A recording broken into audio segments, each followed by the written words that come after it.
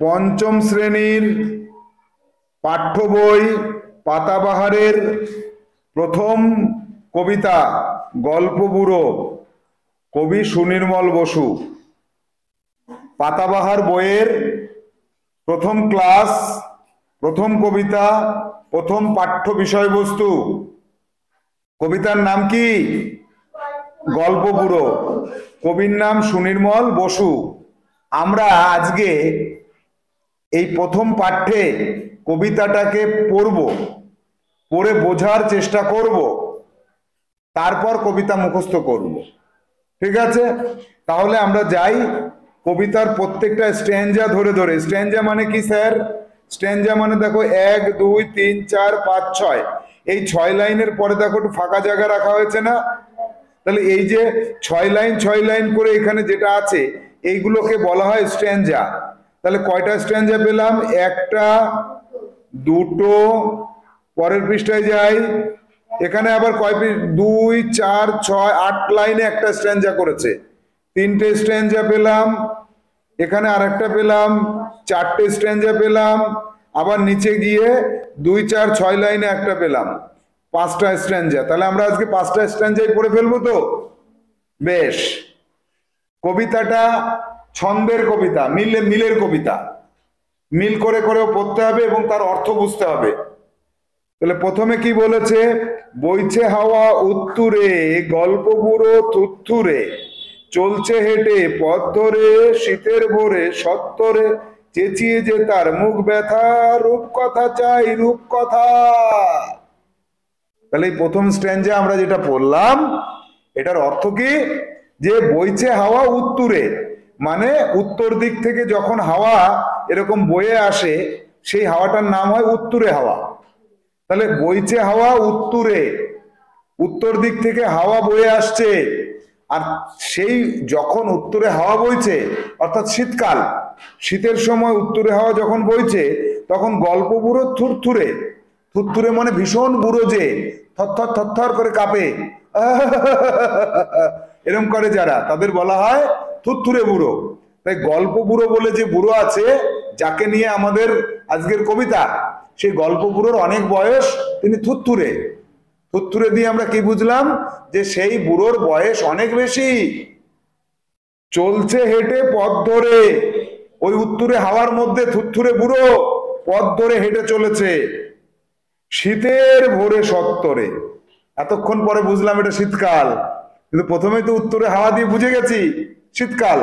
তাহলে সেই শীতের ভোরে সেই গল্প দাদু থুরথুরে বুড়ো হেঁটে চলেছে কোথায়? পথ ধরে। আর কি?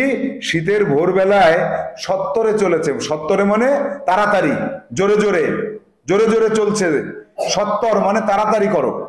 তাহলে তাড়াতাড়ি তিনি হেঁটে চলেছেন, চেঁচিয়ে যে তার মুখ ব্যথা, তিনি চিৎকার করছেন, অনেক চিৎকার করছেন, চিৎকার করতে করতে তার মুখ ব্যথা হয়ে যাচ্ছে।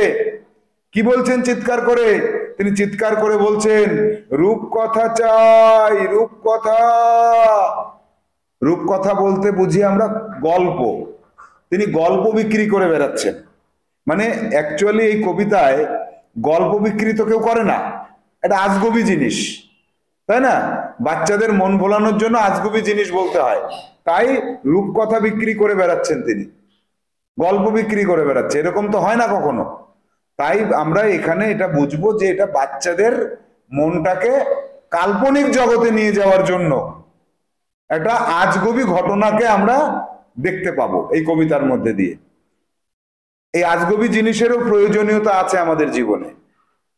বাচ্চা বেলায়, ছোটবেলায় আজগুবি বিষয়বস্তু নিয়ে আমাদের চিন্তা করতে ভালো লাগে, কল্পনা, আমাদের কল্পনা শক্তি বৃদ্ধি পায়, বুঝেছো? এই কারণে পরের স্ট্যাঞ্জায় চলে আসো। ডাক ছেড়ে সে ডাক ছেড়ে, বলছে ডেকে হাঁক ছেড়ে, ঘুম ছেড়ে আজ ওঠতোরা, আয়রে ছুটে ছোট্টরা, কি আছে মোর তলপিটায়, দেখবি যদি জল দিয়ায়। কি বললেন কবি এখানে?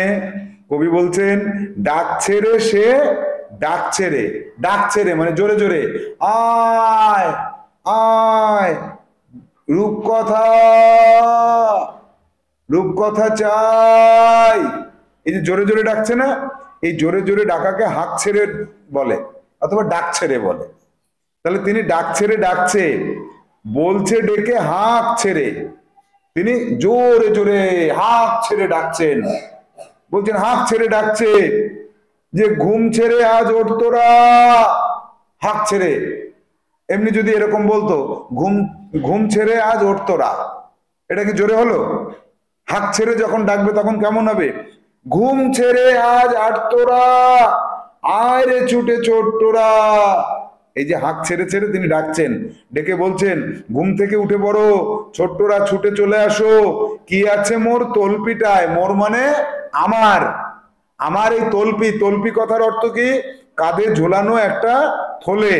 এইখানে দেখো কাঁধে ঝোলানো একটা থলে আছে, দেখতে পাচ্ছ কাঁধে ঝোলানো থলেটা? এই যে গল্প দাদুর পিঠে, এটাকে বলা হচ্ছে তলপি, তাই তো, বা ঝোলা।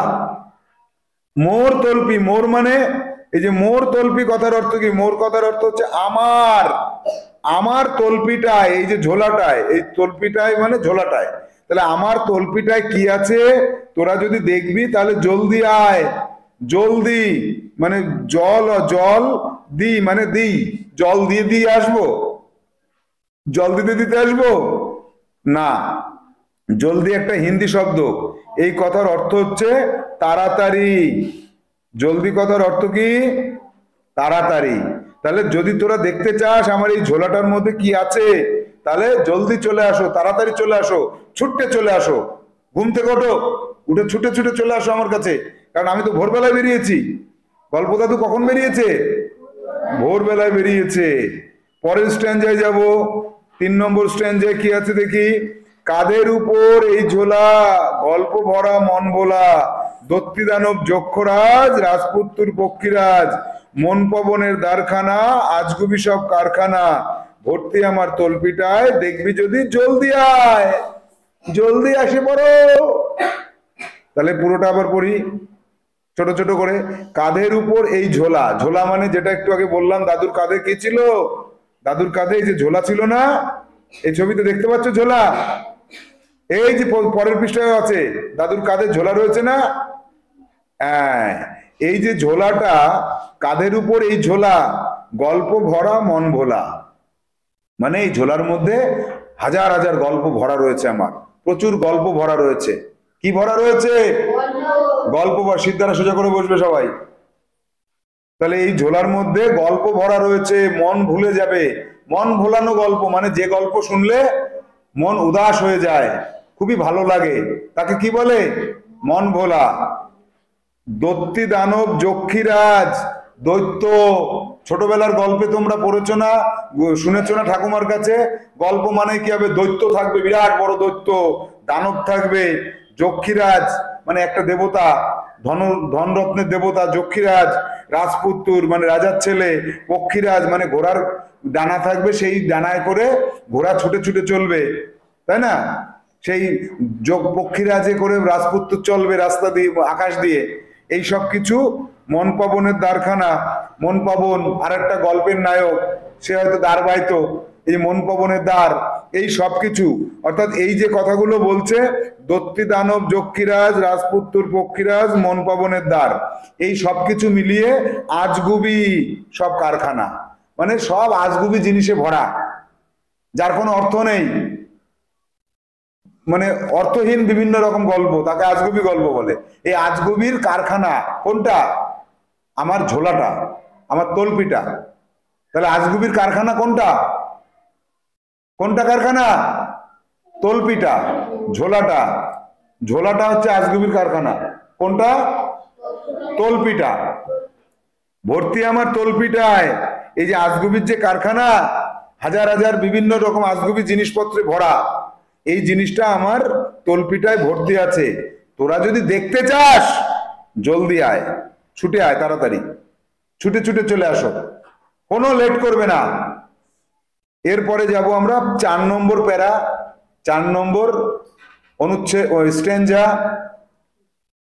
করির পাহাড় সারবাদা, মানিক হীরা চোখ ধাঁধা, সোনার কাঠি ঝলমলে, ময়নামতি টলটলে, তেপান্তরের মাঠখানা, হট্ট মেলার হাটখানা, আটকালো এই তল্পিটায়, দেখবি যদি জলদি আয়।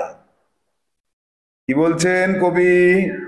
কড়ির পাহাড় সার বাঁধা, অর্থাৎ কড়ি দিয়ে যে পাহাড় হয়, বড় বড় পাহাড়, বাস্তবে তো সম্ভব না। কড়ি দিয়ে পাহাড় হয় নাকি? সার বাঁধা মানে সারি সারি, সার বাঁধা বলতে একটা পাহাড়ে একটা পাহাড়ে একটা পাহাড়ে একটা পাহাড়ে একটা পাহাড়ে, এরকম সারি সারি পাহাড়কে কি বলে? সার বাঁধা বলে। সারি সারি ভাবে সাজানো থাকবে। মানিক হীরা চোখ ধাঁধা, মানিক হিরে, হিরে মানিক রত্ন জহরত সবকিছু দিয়ে চোখ ধাঁধিয়ে যায়, বুঝা গেল? চোখ ধাঁধিয়ে যাবে।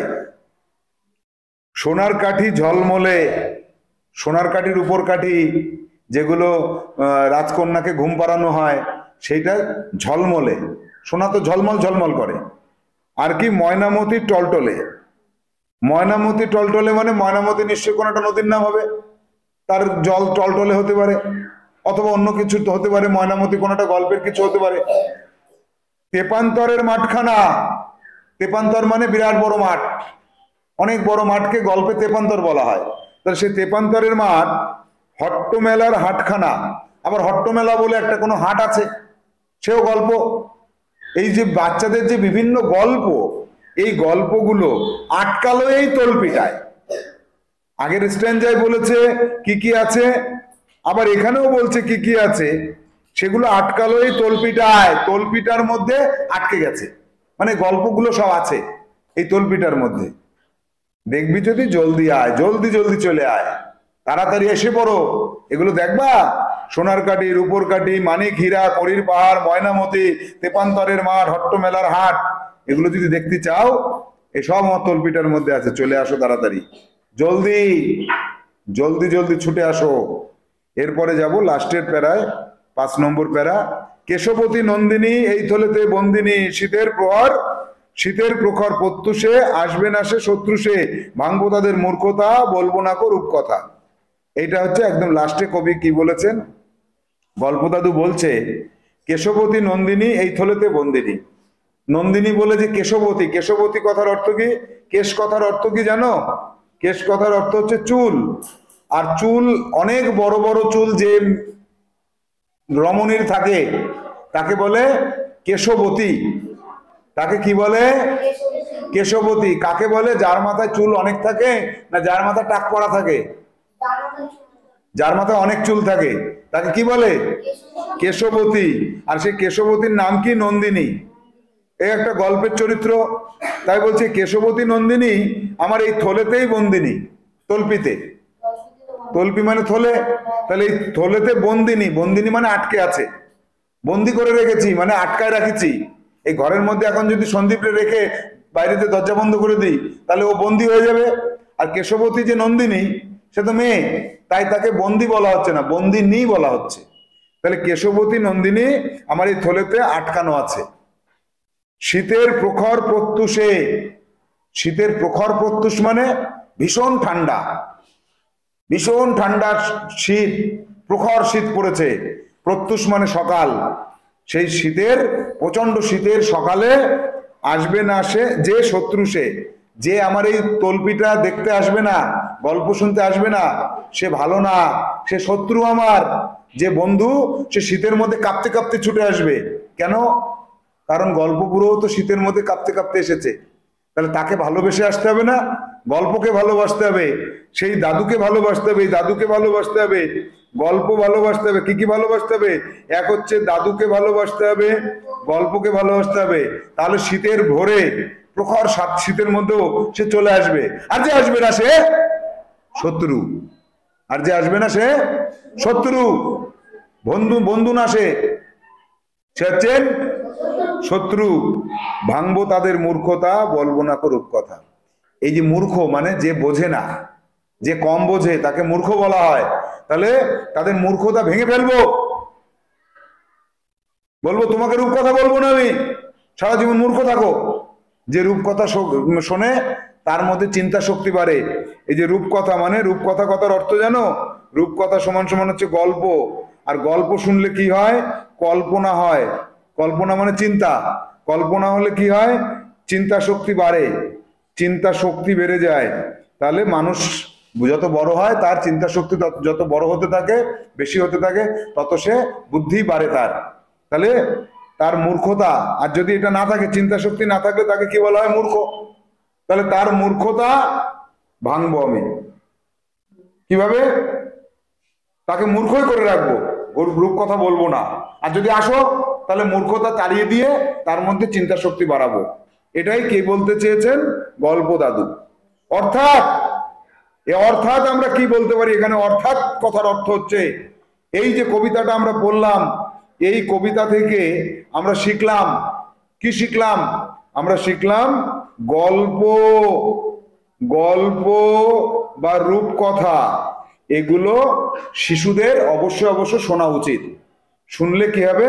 তাদের কল্পনা শক্তি, তাদের কল্পনা শক্তির বিকাশ ঘটবে। বিকাশ মানে বাড়বে, কল্পনা শক্তি বাড়বে এবং সে সঠিকভাবে মানুষের মতো মানুষ হতে পারবে। আর এখানে আমরা কবি সুনির্মল বসুর একটা দারুণ প্রতিভার পরিচয় পেলাম। এক নম্বর প্রতিভা পেলাম, প্রত্যেক লাইনে লাইনে যে মিল করেছে, সব কবিরাই করে থাকেন।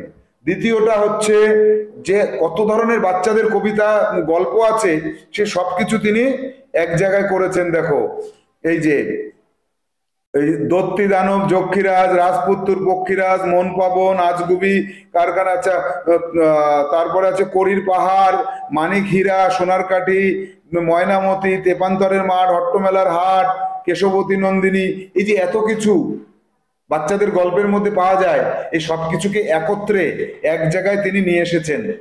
এটাকে আমরা কবির দক্ষতা বলবো। তাহলে আজকে আমরা কি করলাম? পঞ্চম শ্রেণীর যে বাংলা মাতৃভাষার উপরে যে বইয়ের নামটা যেন কি? পাতাবাহার পঞ্চম শ্রেণী। এই পাতাবাহার বইয়ের আমরা গল্প পুরো নামক যে প্রথম কবিতা, প্রথম ক্লাসে কবিতাটা পাঠ করলাম। কবিতাটা পাঠ করার পর বা পড়ার পর তোমরা এর অর্থটা বুঝতে পারলে তো? এরপর আমরা কি করব? শব্দার্থ এবং প্রশ্নে চলে যাব। আজকের তাহলে আমাদের ক্লাস এখানে শেষ করতে হবে। টাটা।